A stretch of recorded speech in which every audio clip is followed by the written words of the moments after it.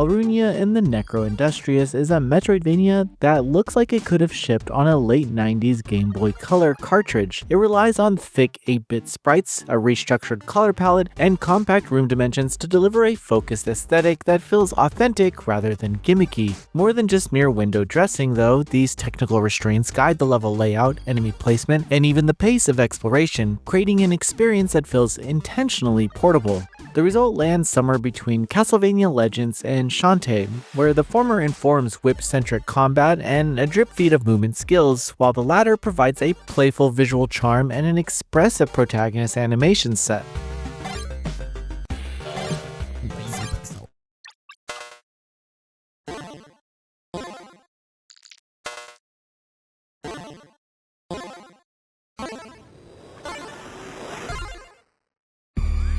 Everything in Alruna's world is plant-based, from the thistle-crowned save statues to the vine-covered stairways that sneak across the screen. The protagonist herself is a dryad who bears a vintage pinup silhouette, complete with sweeping hair and a ton of confidence. Her fellow plantfolk lean on caricature features such as a sunflower scholar with oversized spectacles and a bramble knight clad in thorny armor, but their personalities emerge more clearly in snappy dialogue. Beneath this cute facade lies an overt environmental message: wilting fields, smokestack horizons, and dredged canals, reinforcing the idea that unchecked industry has reduced the land to husks and husk workers. The titular Necro-Industry acts as an unseen baron who profits from depletion. The game never lets their ideological stance drift into subtext. Terminals plastered around the map split slogans such as surpass extraction, and one optional data log even references a famous NWA protest lyric. Depending on personal taste, the blunt commentary will register either as refreshing candor or heavy-handed preaching. Crucially though, the script rarely pauses the action for lectures, leaving players free to gloss over the lines that skew too real without losing track of the broader plot. Rather than wide-scroll vistas, every area is locked to a single square screen. Every room connects in a grid that feels like a finely tuned puzzle box. A mossy staircase on a western edge of one chamber lines up perfectly with a ladder in the next, and adding to that, a hidden crawl space in the northeast corner might loop back to an earlier hub that you already discovered. The square aspect ratio keeps visual noise to a minimum, making it easy to memorize landmarks. Viewing the map will show outlines of your footprints, yet never spoiling secret passages, which encourages players to inspect suspicious areas or test walls for disguised doors. This arrangement manages to dovetail with the game's fondness for sequence breaking. From the first hour, you can grow climbable vines on most ceilings, bypassing spike pits or ascending shafts long before the designer-approved double jump appearances. 4 primary temples guard key upgrades, but you can battle their bosses in virtually any order you want, provided you are willing to brute force tricky platforming gauntlets or detour through optional challenge rooms. Rumors whisper about a hidden 5th temple tucked somewhere in the east, and locating it requires creative route planning rather than late-game firepower. Moment-to-moment movement will feel familiar to anyone raised on 8-bit action games. Alruna's starting jump covers a modest arc, and her ground dash propels her over light hazards. The whip swings in a horizontal line, dispatching minor enemies in 2 or 3 lashes. Enemy encounters function more like footwork drills than brawls, asking you to time hop between shuffling skeletons or duck under low projectiles. As the map expands, the difficulty curve hinges on pattern recognition rather than cheap attrition.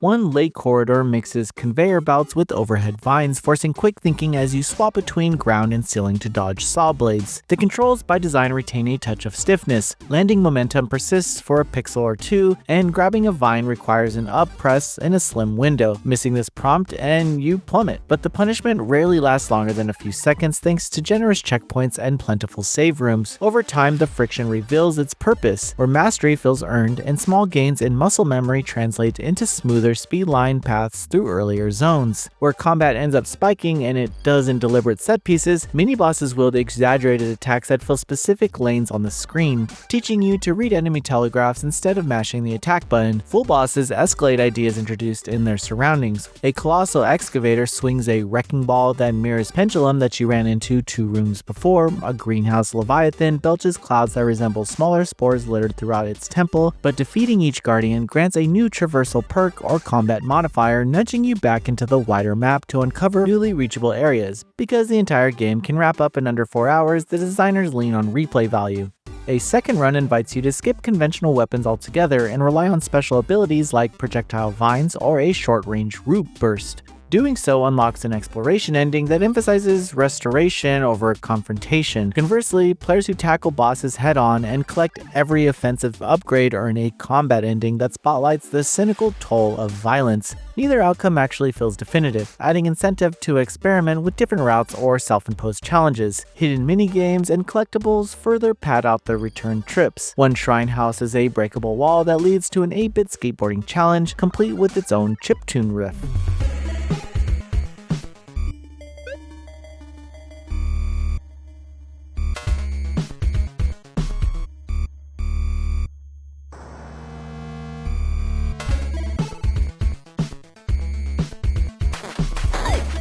Another secret room presents a color-matching puzzle that references early handheld memory games. None of these diversions feel mandatory, yet stumbling upon them sells the notion that every single screen carries a purpose beyond its obvious exit. Short runtime, warp zones, and an accessible price point combine to make Alruna and the Necro-Industrialists a solid pickup for handheld play. Each square room doubles as a natural pause buffer, and save statues rarely sit more than a minute apart. Even players with limited daily gaming windows can clear a temple or hunt for an upgrade without fear of losing progress. The modest file size and low system demand also suit compact hardware for the Switch or Steam Deck if you want, although the experience feels nice on a PC as well. Alruna and the Necro-Industrialists thrives on the principle that restrictions breed creativity. By embracing Game Boy era boundaries such as single screens, limited color depth, and chunky sprites, it crafts levels that operate like interactive dioramas, each piece locking neatly into the next. Clever secrets, player-driven sequence breaking, and a brisk runtime encourage repeat visits, while punchy political commentary adds flavor for those who are open to it. The flip side of this retro authenticity is a control scheme that may be too rigid, and the blunt messaging might overwhelm players seeking escapist fantasy. Noisy Pixel is giving Alruna and the Necro-Industrialists a 7.5 out of 10. Thanks for watching. This video is brought to you by our supporters on Patreon. Noisy Pixel is run by a group of gamers providing independent gaming coverage through news, reviews, previews, and more. Check out our Patreon to help support our continued growth, and subscribe to keep up with all our future content.